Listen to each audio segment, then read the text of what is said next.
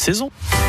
DKL, les conseils de Patrick Grimm, comportementaliste animalier et éducateur canin.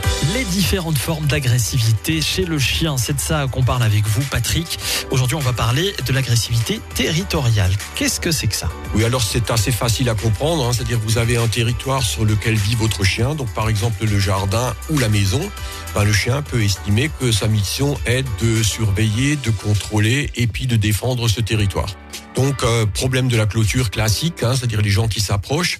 Le chien, au bout d'un certain temps, il va estimer que ça fait partie de son territoire et il peut se montrer agressif dans ce genre de situation. Si vous avez un chien, il faut mettre une clôture assez haute, déjà, pour qu'il puisse pas s'échapper. Alors souvent, quand ils s'échappent et qu'ils sont dans la nature, entre guillemets, ils se montrent nettement moins agressifs parce que ça fait plus partie vraiment de leur territoire. Mais l'agression territoriale, c'est tout simplement ça. Mais est-ce que, du coup, un chien, il peut le devenir au fur et à mesure du temps ? Ou est-ce que c'est quelque chose qu'on voit très jeune chez un chien parce qu'il est déjà un peu prédestiné à ça ? Oui, il y a des chiens qui sont des chiens de garde. Donc, les chiens de garde, forcément, ils sont prédestinés. C'est dans leur nature. Après, les autres, ils l'apprennent au fur et à mesure. Parce qu'il y a des chiens, par exemple, qui n'aboient absolument. Moi, j'ai un chien qui a 6 mois, qui est un Golden Retriever. Il n'aboie jamais. Dès qu'il y a un passant qui passe, une voiture, peu importe, il n'aboie jamais. Alors qu'en face, j'ai un voisin qui est un berger allemand qui aboie tout le temps. Oui. Dès qu'il y a même une voiture qui passe. Alors l'aboiement est un signal, c'est-à-dire que le chien, normalement, son rôle, c'est d'avertir. Donc pour le moment, vous n'avez pas d'avertisseur à la maison. Ça peut encore venir.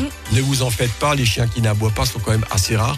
Ça existe des chiens qui n'aboient pas du tout, mais ça ne veut pas dire que parce qu'il n'aboie pas, qu'il ne défend pas. Il peut défendre quand même. C'est-à-dire que c'est même traître à la rigueur. C'est-à-dire vous avez l'impression que le chien il est super sympa parce qu'il n'aboie pas. Vous rentrez sur le territoire et c'est là qu'il peut vous attaquer. Donc attention, les chiens qui n'aboient pas sont pas forcément moins dangereux que les autres.